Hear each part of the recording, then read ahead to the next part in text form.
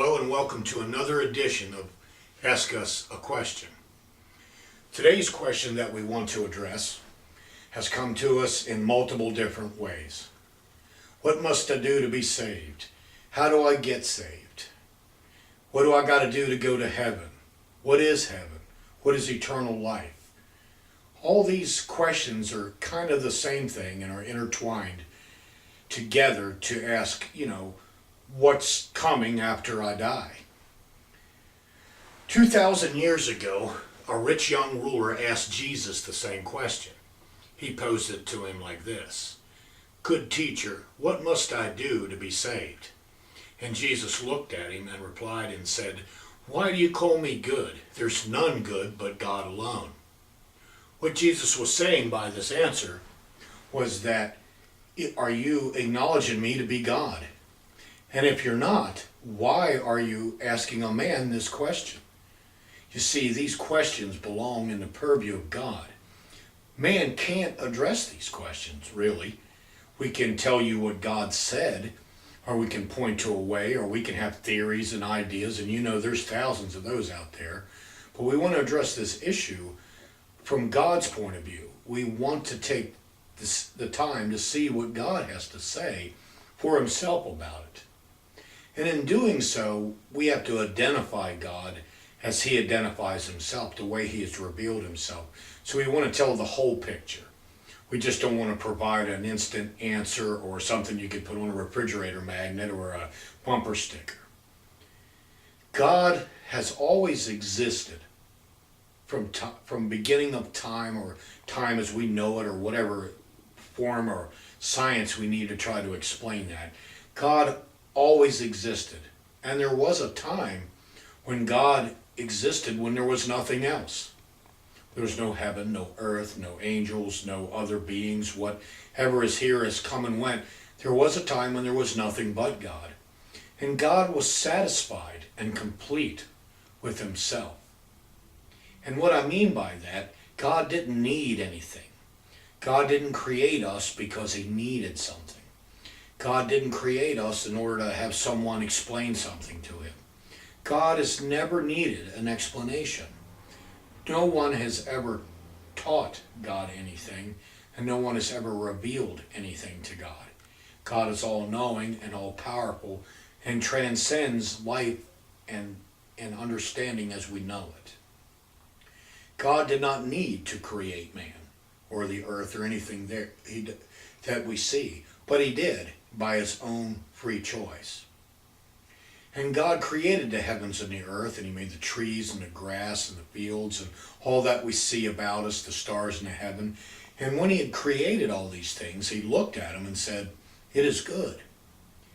And what he meant and what it means by good is not just it feels good or it's nice. It means that it's the way that it should be, that it's complete and satisfying in and of itself. Like God is. He is complete and satisfying in and of himself. It is good. And these things are good that he had created. And God created man, a man and a woman, and placed them in an idyllic setting that we refer to as the Garden of Eden or the garden. And they lived in peace and happiness and beauty. And God looked at them and what he had created and the way that it was and said it was very good. It was the right way that it should be. And it was all satisfying and all fulfilling in and of itself. And it was good. But as most stories go, Adam and Eve sinned. They disobeyed God. God had set a tree in the garden. It was called the tree of the knowledge of good and evil, and told them, don't eat it. It wasn't complicated. It wasn't hard to follow. It wasn't super mystic. He said, just don't eat that. But of course, as we know, they did. They disobeyed against God and became sinful. And sin became their nature. And all of us came from Adam and Eve. Every human being has a common ancestry. We're not that far removed from one another. Just a few generations take us back to Adam and Eve. And we all have that dilemma.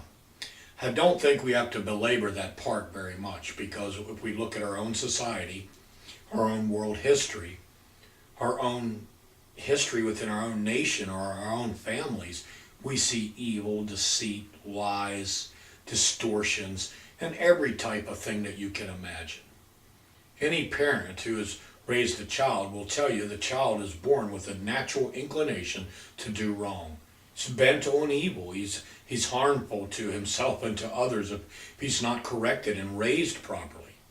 You don't have to teach a young child to lie or to steal. They know to do that. You have to teach them not to lie, not to steal, that there's repercussions to things. And it's a long, arduous journey getting them to sometimes function within a realm that's even tolerable. About the age of 4, it can be rough. If you've seen people experience it or if you experienced it yourself, it demonstrates really what they are. We're not all as bad as we can be. It's just like that child. He just doesn't have the sophistication or the size to do maximum damage, but he is certainly capable of it. And we all are capable of very, very evil things. We are very evil by nature to one another, and even within those we say we love, we fall short if we're honest about it. God looks at this disobedience, this sin, not sins we commit, but the very nature of who we are, that we have a sin nature, we have an evil nature. We call it human nature, that tends to err and do what's wrong. God looks at this and says, this must be punished. Why God does this is because God is holy and just. And because we're made in the image of God, we have a sense of justice within us collectively as well as individually. Now, I may not see the injustice done to young children in an Asian country in a sweatshop making shoes they could sell in America. I may not see the injustice of how my neighbor is being treated in the next county over. I may not see the injustice of the disobedience and the dichotomy of things in this life. But let me be injured. Let me be offended. And I have a real keen sense of justice. And I jump right on it.